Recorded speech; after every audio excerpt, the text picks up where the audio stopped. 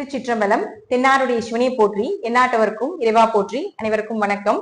கடக ராசிக்குண்டான ஏப்ரல் மாத பலன்களை பத்தி பார்க்கலாம். கடக ராசி, இது உங்க ராசி. ராசிக்குள்ளேயே ஒரு நீச கிரகம் இருக்கு. இந்த மாதம் 3 கிரகங்கள் நீசத்தன்மையை பெறுகுது. எப்பவுமே ஒரு அதீத கிரகங்கள் நீசத்தன்மையை பெறும் பொழுது நம்ம கவனமா இருக்கணும் எந்தெந்த விஷயத்துல அப்படிங்கிறத நான் சொல்றேன். ஏன்னா இப்போ பாத்துட்டீங்கன்னா இந்த மாதம் ஏப்ரல் மாதம் வரும்பொழுது உங்களுக்கு முற்றிலும் அஷ்டமச்சனி முடிஞ்சிருச்சு.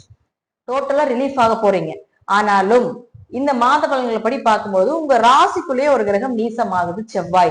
செவ்வாய் யாரு? உங்களுக்கு 5 மற்றும் 10ஆம் அதிபதி. உங்களுடைய குடும்பம், குலதெய்வம், குடும்ப ஒற்றுமை, தொழில், உங்களுடைய கர்மா, இதெல்லாம் என்ன அப்படின்னு நிர்ணயிக்கக்கூடிய கிரகம் எதுன்னா செவ்வாய். அப்ப ராசிக்குள்ளேயே செவ்வாய் நீசமாகும் பொழுது கொஞ்சம் குழந்தைகள் ரீதியாக, தொழில் ரீதியாக, அதே போல பாத்துட்டீங்கன்னா சுக்கிரன் ராகு சேர்க்கை சேர்ந்து இருக்கிறதுனால பெண்களாக இருந்தால் ஆண்கள் ரீதியாக, ஆண்களாக இருந்தால் பெண்கள் ரீதியாக ரொம்ப கவனமாக இருக்க வேண்டும்.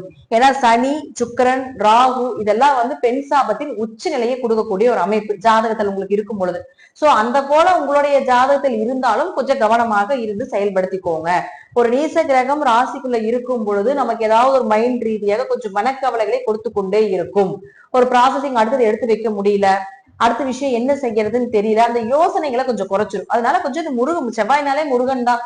அப்ப முருகனுடைய வழிபாடுகளை கொஞ்சம் அதிகப்படுத்தி கொள்வது என்பது ஒரு சிறப்பான விஷயமாக இருக்கும். அடுத்தது பாருங்க, உங்களுடைய ராசிக்கு 2ஆம் அதிபதினு சொல்லக்கூடிய சூரியன். இந்த சூரியன் அப்படின்னு சொல்லக்கூடிய உங்களுடைய ராசிக்கு 9ல் இருக்கார். அடுத்தது அவரு 10ஆம் வீட்டுக்கு வரப்போகிறார் 13ஆம் தேதிக்கு மேல. சூரியன் 9ல் இருக்கிறது யோகம்.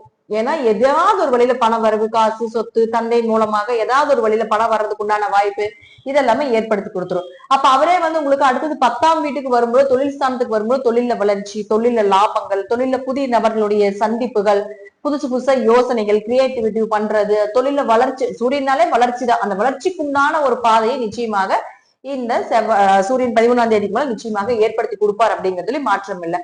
அடுத்தது புதன். நம்ம முதலே சொல்லியிருக்கோம், புதன் நீசத்துல இருக்கிறார். அப்போ ஒரு நீச கிரகம் வக்ரம் வரும்பொழுது எப்படி உச்ச பலன்களை பெறுகிறதோ இப்ப அதே போல மறுபடியும் நீசத்தன்மைக்கு வரப்போகிறார் புதன். இத்தனை நாள் உச்ச பலத்துல இருந்த புதன் இந்த 7ஆம் தேதிக்கு மேல மறுபடியும் நீசத்தன்மையை முழுமையாக அடைய போகிறார். அப்ப கவனமாக இருக்க வேண்டும். கொஞ்சம் விரயங்கள் உண்டு, கொஞ்சம் மன போராட்டங்கள் உண்டு, அலைச்சல், பயணங்கள்னால கொஞ்சம் மனக்கவலைகள், உடம்பு முடியாம போறது, இதெல்லாம் ஏற்படுத்தி கொடுத்துரும். கூட பிறந்தவங்களோட கொஞ்சம் மனக்கசப்புகள், சண்டை, சச்சரவு, கொஞ்சம் காரியங்கள், நீங்க செய்யக்கூடிய காரியங்கள் கொஞ்சம் லேட்டா நடக்கிறது, இதெல்லாமே ஏற்படுத்தி கொடுப்பார். அடுத்தது பாருங்க சுக்கிரன். சுக்கிரனை பொறுத்த வரைக்கும் 4 மற்றும் 11ஆம் அதிபதி கடகராசிக்கு 9ஆம் வீட்டுல இருக்கார்.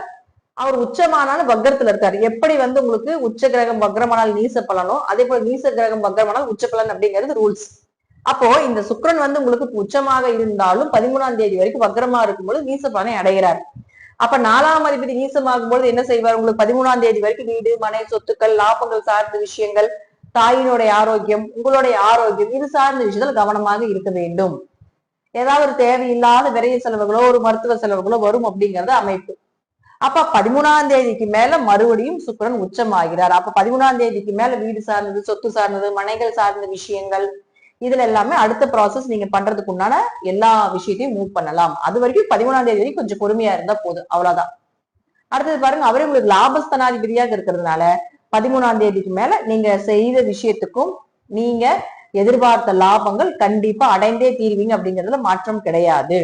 அடுத்து நம்ம செவ்வாய்க்கு சொல்லியாச்சு. இப்ப குருவை பொறுத்த வரைக்கும் பாத்தீங்கன்னா ராசிக்கு 11 லாபஸ்தானத்துல இருக்காரு.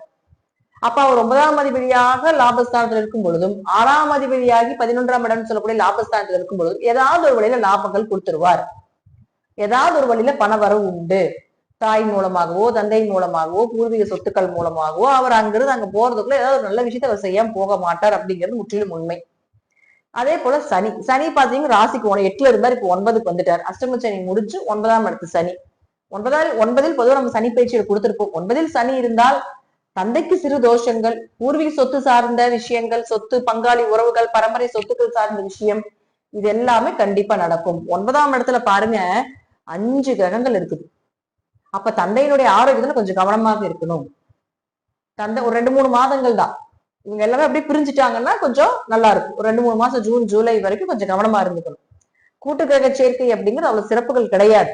எந்த இடம் கூட்டு கிரக சேர்க்கை இருக்கோ அந்த இடம் பாதிக்கும். அப்போ 9ஆம் இடங்கிறது தந்தை, உயர்கல்வி, ஆன்மீகம், உங்களுடைய குருநாதர், இதெல்லாம் 9ஆம் இடம் தானே. கோவில் கட்டுறது, கோவில் கட்டுமான பணிக்கு உதவிகள் செய்வது, இதெல்லாம் 9ஆம் இடம் தான். அப்ப இதெல்லாமே அதுல கொஞ்சம் தடைகளையும் தாமதத்தையும் சந்திக்க வேண்டிய சூழ்நிலைகள் வரும். சோ கடகராசியை பொறுத்த வரைக்கும் என்னதான் அஷ்டமச்சனி விலகிட்டாலும் ஒரு நல்ல பீரியட் அப்படிங்கறத நம்ம எடுத்துக்கலாம். அதுல எந்த ஒரு மாற்று கருத்துகளும் கிடையாது.